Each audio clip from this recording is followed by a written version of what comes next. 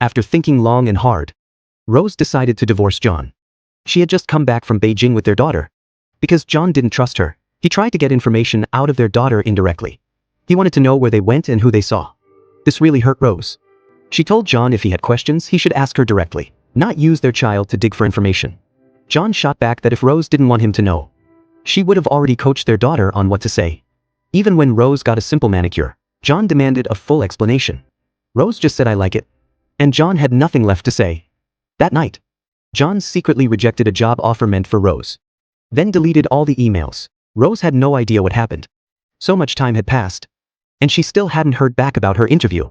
She tried to take their daughter to bed. But John used story time as an excuse to keep the kid with him. He even got their daughter to shut Rose out of the bedroom.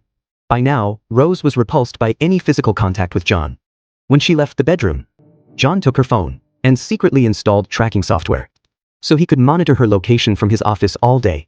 Since she never heard back about the interview, Rose decided to visit the company herself. The moment she walked in, the hiring manager asked if she was feeling better.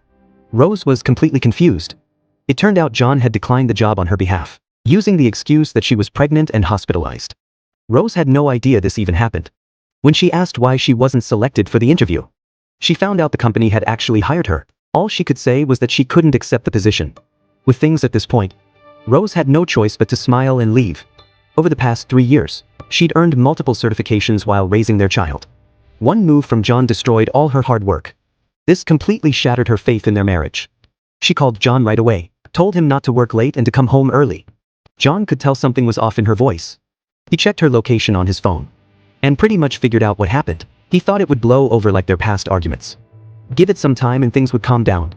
That night when he got home, he found out Rose had already sent their daughter to a friend's house. After John sat down, Rose calmly told him she wanted a divorce. She felt like they were from 2 different worlds. Forcing themselves to stay together was pointless. And for the sake of their child, they had to divorce. The current home environment would damage their daughter's mental health. John exploded. He said this wasn't something she could decide on her own. John threatened her, saying if they divorced, she'd never see their child again. Rose said this was the first time she'd brought up divorce. She understood John would be angry and refuse. But as future ex-spouses, she hoped they could settle this peacefully. Otherwise, she would file for divorce in court. She was confident she'd win custody of their daughter.